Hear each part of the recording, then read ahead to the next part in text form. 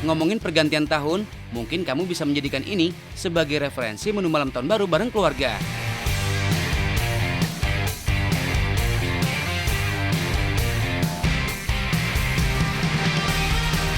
Daging apakah yang lagi dibumbuin ini? Kalau dari bentuknya, pasti kamu udah pada tahu ya. Yap, kambing. Tapi ini versi kecilnya, alias masih baby. Mau diolah apa nih kira-kira? Sate. Halah, udah biasa itu sih. Dibikin sop. Yah, terlalu gampang. Gimana kalau kita olah jadi makanan khas Libanon guys? Tapi masaknya butuh kesabaran ya. Bumbu yang digunakan adalah garam, lada hitam, dan kuma-kuma. Kamu tahu nggak sih apa itu kuma-kuma? Biasa disebut juga saffron guys. Berasal dari bunga Crocus sativus atau saffron crocus. Rempah ini jadi salah satu yang termahal di dunia. Mau tahu nggak harganya berapa? 1 kilogramnya dibanderol 3.500 sampai 160.000 dolar Amerika.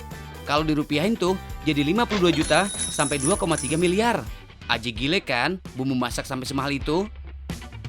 Tahu nggak sih alasan kenapa saffron berharga mahal? Karena bunganya cuma bisa mekar 1 tahun sekali. Ada beberapa negara yang memproduksinya, tapi 90%-nya tumbuh di negara Iran. Selayaknya bumbu masak, fungsinya adalah sebagai penyedap, pewarna, dan perisai makanan. Identik untuk masakan Asia dan Mediterania. Bumbu cuma dibalurkan ke seluruh permukaan. Dalamnya tetap dijaga apa adanya, agar rasa kambingnya nggak hilang. Yang digunakan di Virus Restoran ini cuma daging kambing yang masih muda. Minimal berumur 3 bulan, maksimalnya 6 bulan. Beratnya sekitar 5 kg. Abis dibumbuin, lanjut dibungkus dengan aluminium foil. Nah, let's move on the best part. Pengolahannya nggak cuma digoreng atau dipanggang, melainkan dikubur. Lubang seperti sumur ini namanya tanur. Merupakan kompor tradisionalnya penduduk negara Yaman dan beberapa negara Timur Tengah. Tempat masak seperti ini didesain untuk memanaskan makanan dengan suhu yang tinggi. Temperatur di dalamnya bisa mencapai 480 derajat Celcius. Cara kerjanya cukup mudah guys. Cukup memasukkan kambing yang tadi udah dibumbuin ke dalamnya. Yang nggak mudah adalah nungguinnya. Butuh 3 jam guys. Tapi penantian kamu nggak akan sia-sia kok. Karena rasanya akan nikmat to the max. Oke, lubangnya ditutup dulu. Di atasnya juga harus diselimuti kain tebal. Basahi dengan air. Fungsinya supaya kelembaban di dalamnya tetap terjaga. Jadi suhunya stabil dan tetap panas.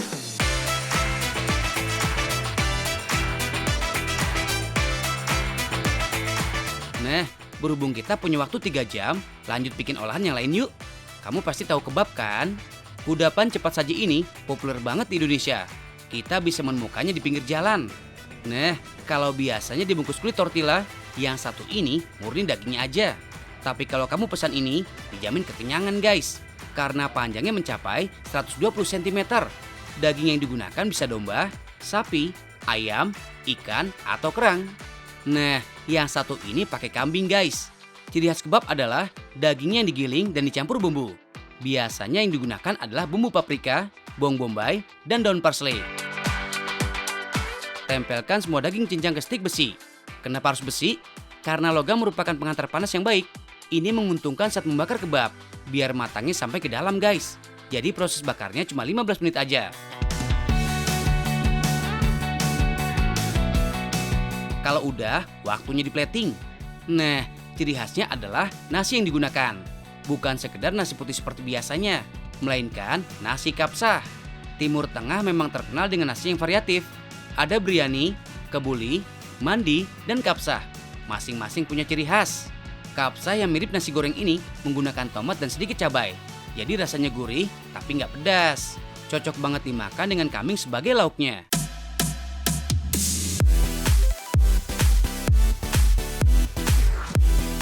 Next, kita bikin dessert ala Timur Tengah.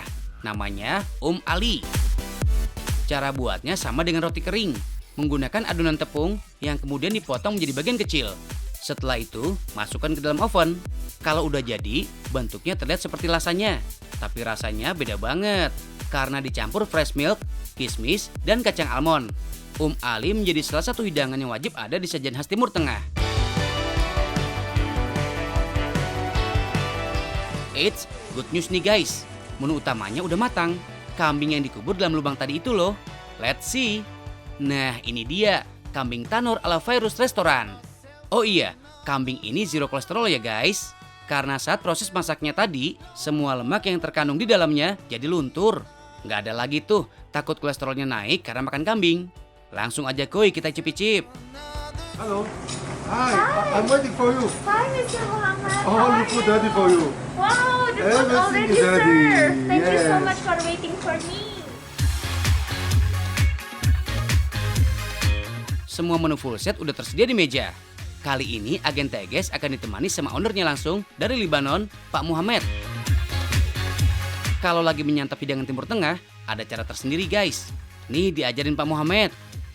What you call it again? Mutabal. Mutabal. This is mutabal, guys. Let's try.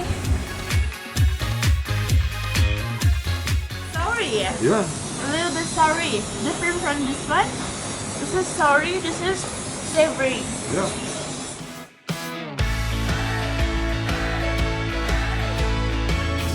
Guys, nggak cuma makanannya aja yang menggugah selera, tapi tempatnya nyaman banget loh, bikin kamu betah berlama-lama di sini. Buka di akhir bulan Agustus 2020 dengan suasana puncak yang sejuk dan dekorasi yang instagramable. Okay, so Mister, where do you find the restaurant name? I was having 2 or 3 ideas in my mind, but then I decided for Fayouz. Fayouz is she is Oh, a it's legend. a she. It's Yeah. a she. She is a famous Lebanese artist. She is a legend. Oh, the legend.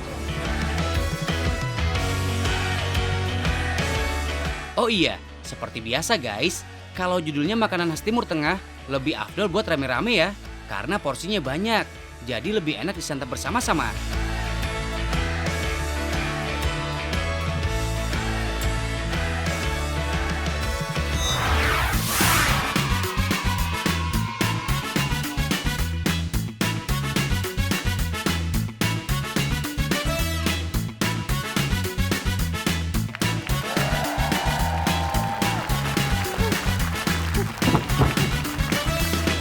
Yippee! Persiapan tahun baru nih gengki. Kayu buat bakar-bakaran, cek. Hai kamu, kerjanya cepat. Meetingnya mau mulai. Oke, saya tunggu ya di sana ya. Oke, kita kena.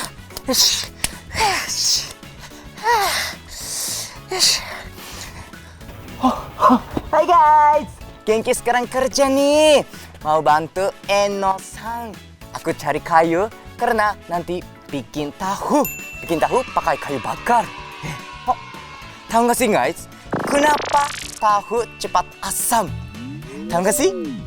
Sambil mikirin ikutin aku aja. Yes, yes.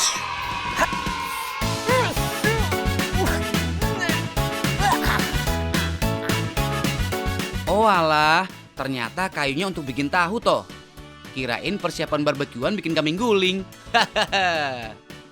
Jauh-jauh dari Jepang ke Pamulang, Genki Sang mau belajar bikin tahu legendaris nih guys. Kenapa dibilang legend? Soalnya sudah ada sejak 1965.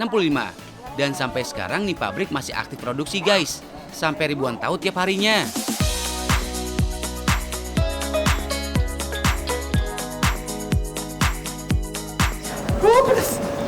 Oke, saya udah masukin kayu ya, Eno-san. Tapi aku mau lihat proses pembuatan dari awal. Kamu mau tahu? Mau tahu? Ayo kita bikin tahu. Boleh? Ayo, masuk. Masuk.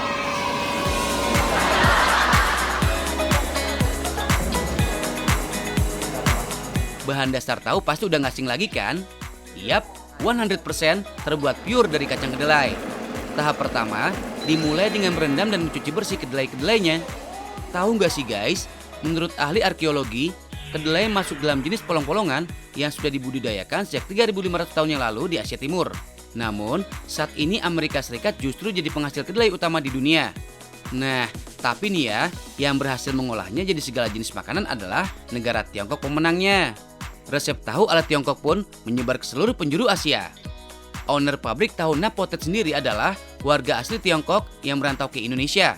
Makanya, resep, cita rasa, dan cara bikinnya pun sama dengan di negara asalnya.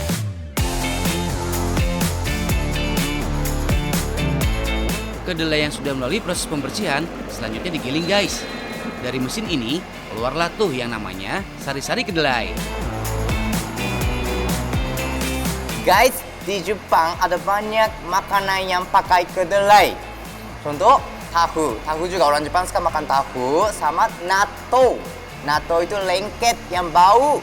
Natto sama shoyu. Shoyu itu kecap asin. Dan sama miso. Miso itu tauco. Tauco versi Jepang. Jadi orang Jepang suka makan kedelai. Sehat, enak. Yap, masing-masing negara punya olahan tahu. Yang jelas, kandungannya bermanfaat banget bagi tubuh. Tahu cocok banget sebagai alternatif pengganti daging bagi para vegan. Selain karena gluten free, low kalori, tahu mengandung banyak protein dan kalsium. Gak heran ya, banyak banget orang suka makan tahu.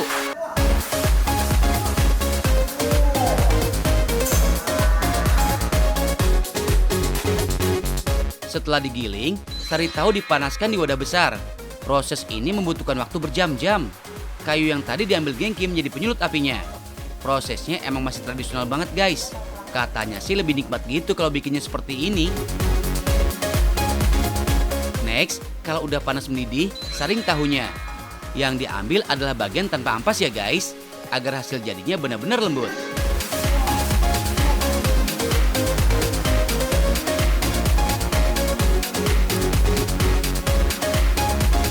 Cairan ini sebenarnya udah bisa dikonsumsi. Biasanya jadi susu kedelai. Bisa ditambah pemanis atau langsung minum juga enak.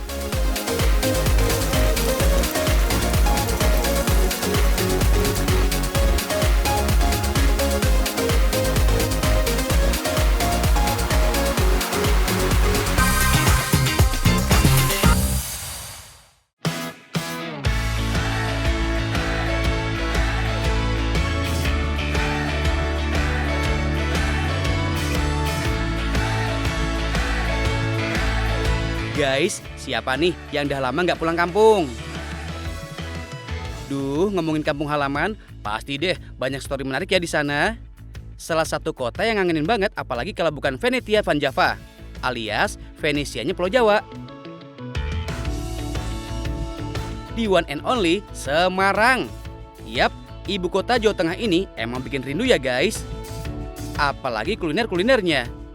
Harganya juga nggak bikin bangkrut. Nih, yang bikin rindu makin menggebu, lumpia. Lumpia atau disebut juga lumpia sudah menjadi bagian dari sejarah kota Semarang sejak ratusan tahun lalu, yang bermula dari perkawinan kuliner Tiongkok dan Jawa. Sajian ini memiliki cita rasa manis dan gurih lengkap dengan isian rebung, ayam, dan udang.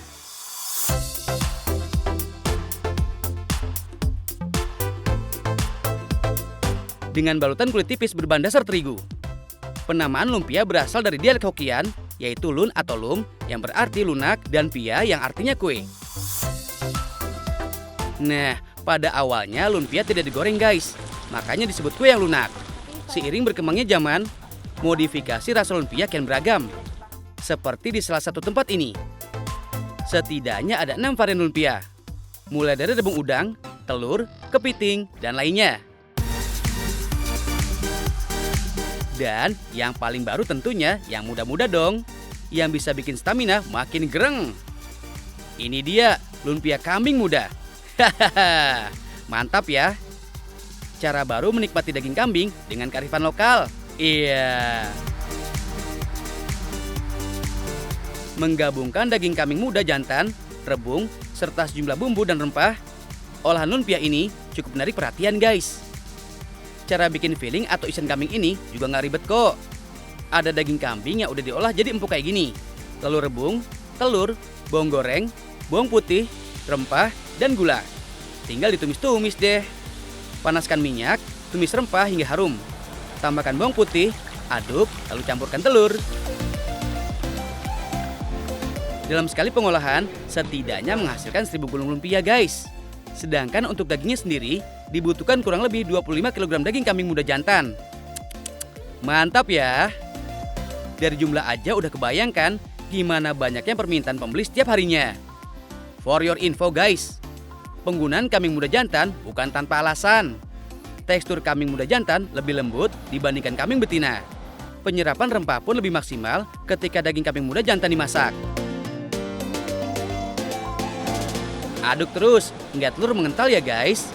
Masukkan potongan rebung, gula, dan daging kambing. Proses ini membutuhkan waktu sekitar 2 jam hingga olahan kambing muda jantan siap untuk diolah menjadi lumpia. FYI guys, konsep lumpia kambing muda jantan ini merupakan ide dari seorang pengusaha kuliner Semarang, yaitu Cik Meme. Cik Meme ini merupakan generasi kelima dari ayahnya, Tan Yok Jai. Tan Yok Jai sendiri dikenal sebagai Master of Chef lumpia di Semarang.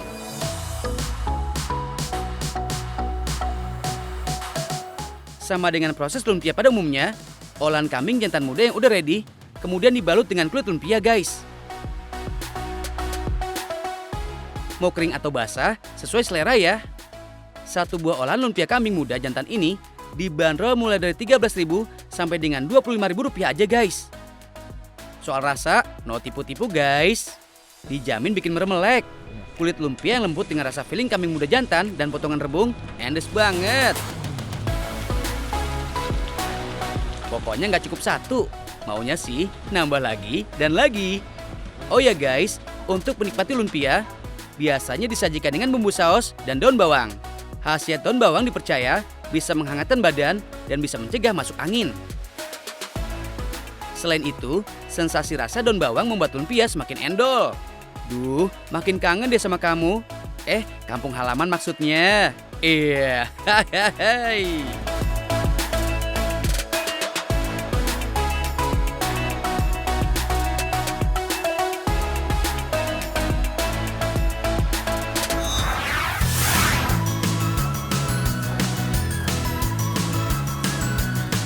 Guys, masih lanjut bikin tahunya nih. Kalau tadi baru sampai tahap susu kedelainya, sekarang kita lanjut lagi. Karena proses pembuatan tahunya sendiri masih agak panjang. Kedelai yang udah jadi susu ini ditambah cairan pengental. Kalau teksturnya udah agak mengeras, akan lebih mudah untuk diolah di tahap selanjutnya.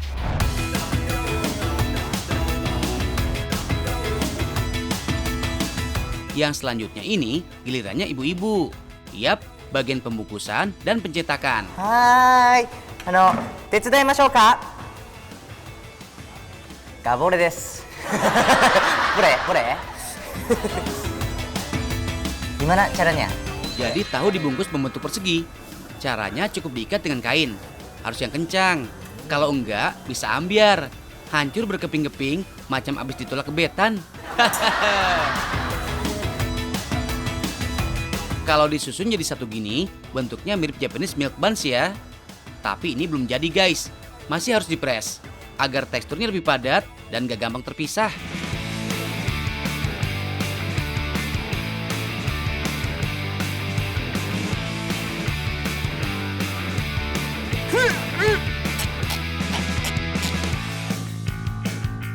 Setelah dipres, udah bisa dibuka kembali bungkusannya guys. Kalau udah kayak begini, udah jadi deh tahunya. Oh, enak ya, saya udah press. Ya, tapi ini banyak. Tapi ini sehari produksi berapa banyak? 300 pak. 300 pak. 300? Iya. 300? Pak. Pak. 300 pak. Rasanya enak, itu penting desu ne. Nah, karena nggak pakai bahan pengawet sama sekali, tahu biasanya cuma tahan selama 1-2 hari. Kalau udah terasa asam, tandanya udah nggak layak makan. Nah, kenapa ya tahu bisa cepat asam begitu? Kamu tahu nggak sih guys? Karena udah basi. Basi kali ya? Kenapa kira-kira? Karena fermentasi. Mungkin karena dibasaknya terlalu lama. Nah loh, bener nggak tuh jawabannya? Langsung tanya ke ahli tahunya aja yuk guys. Karena mereka itu pembuatannya lambat. Jadi tahu itu nggak boleh terlambat, harus segera dibungkus, dipres, supaya airnya habis. Harus cepat ya.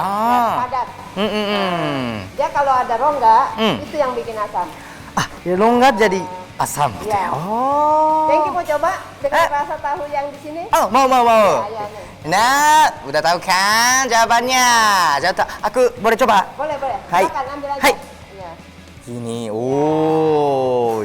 Udah bisa langsung dimakan. Serius? Iya, Boleh? dengan rasa yang enak. Gimana kanak?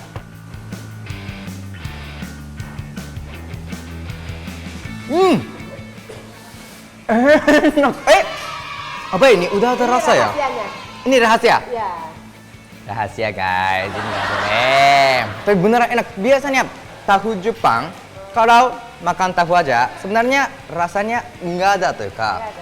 Ada wangi kedelai aja. Oh. Tapi ini udah ada rasa ya. Ada Ada asin juga. Wangi. Enak. Wangi rempah. Kunyit.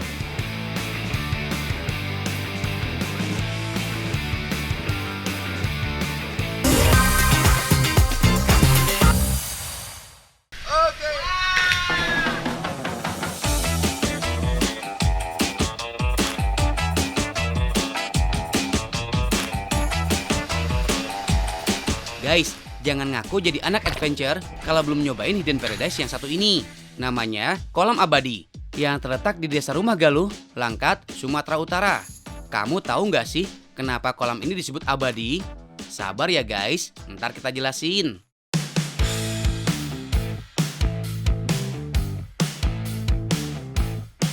Jalur menuju kolam abadi memang masih alami banget guys. Kadang licin, kadang berbatu, dan kadang berliku. Mirip kayak perjalanan cinta kita guys.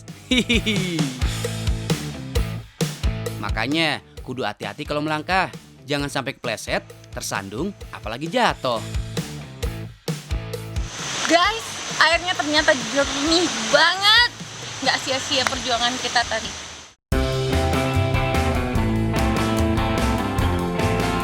Setelah trekking sejauh 1 km, akhirnya sampai juga di kolam abadi.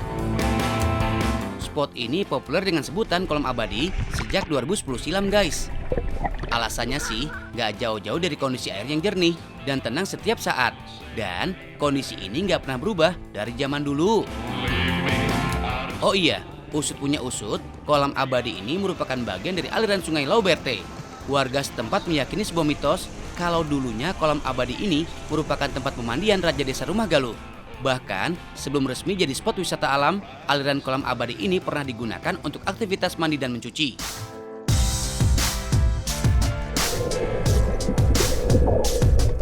Satu lagi guys, kondisi cuaca jadi faktor yang sangat mempengaruhi air di kolam abadi. Berhubung sekarang lagi musim hujan, jadi mohon maaf, airnya kurang jernih ya guys. Tapi kalau musim kemarau, airnya bakalan 100% jernih, plus berwarna biru. Kamu tahu nggak sih kenapa bisa gitu? Kondisi ini dipengaruhi oleh paparan cahaya matahari. Makanya, buat kamu yang mau mandi-mandi cantik di sini, disaranin datang bulan Februari sampai Agustus ya guys. Satu lagi nih guys, karena airnya yang jernih banget, nggak heran kalau pemandangan bawah sungainya jadi tembus pandang. Banyak bebatuan dan juga pasir di dasar sungai. Nah, keberadaan batu dan pasir juga berfungsi sebagai filter air alami yang bikin airnya tetap jernih. Di sini kamu juga bisa ngerasain body rafting. Eits, tetap utamakan faktor keselamatan ya. Wajib pakai life jacket. 1, 2, and go! Ini dia serunya main body rafting guys. Sebadan-badannya kita tinggal ikutin aliran air aja. Panjang rute body raftingnya bisa sampai 700 meter guys. By the way, kalau kamu bukan akamsi alias anak kampung sini, mendingan ngajak pemandu lokal buat dampingin selama body rafting kayak gini. Biar ada yang kasih arahan dan ngejagain. Jadi selama body rafting, setiap pengunjung bakal menyusuri sungai, baik di arus yang tenang maupun di arus yang super deras. Nah, kalau yang deras banget, wajib buat beranjak dari air dan melintas di atas bebatuan. Gak kalah pol deh deg-degannya. Kamu mau tahu klimaks dari semua keseruan di kolam abadi ini? Ini dia guys, tebing di tepi aliran sungai Lauberte yang jadi spot untuk ala-ala cliff jumping. Tapi nggak cliff jumping beneran kok. Kalau cliff jumping yang beneran dengan berdiri dan melompat dari tebing yang tinggi tepat di pinggir laut lepas. Nah, kalau yang satu ini cukup melompat dari ketinggian 4 meter aja dan terjun ke sungai. Lokasi ini memang dinilai pas dan aman jadi spot melompat karena memiliki kedalaman air hampir 3 meter. Titik inilah yang merupakan aliran air terdalam di sepanjang sungai Lauberte. Tips nih buat kamu yang mau nyobain cliff jumping nih. Jangan cuma modal berani ya guys, tapi harus perhatikan teknik melompat yang benar. Saat melompat, wajib kaki duluan yang sampai ke air.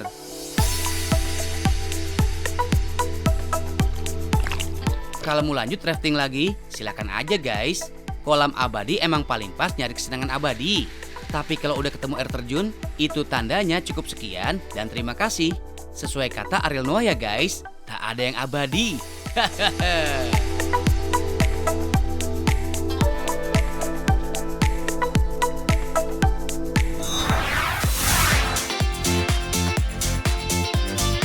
Oke guys, udah ada beberapa olahan tahu.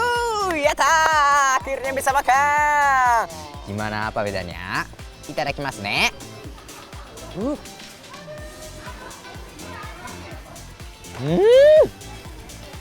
Enak.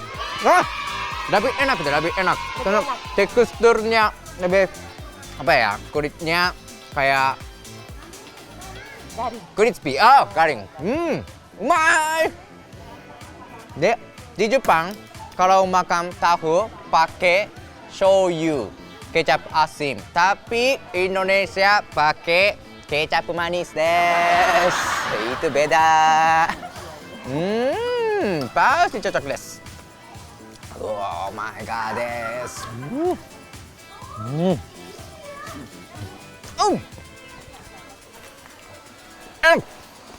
Pas banget, pas banget. Enak, dan ini ada cabai ya? Cabai. Dan ya, dan pakai apa ya? Biasanya makan tahu goreng harus pakai cabai rawit juga. Ini Indonesia banget. Di Jepang tidak mungkin makan tahu pakai cabai, tidak mungkin.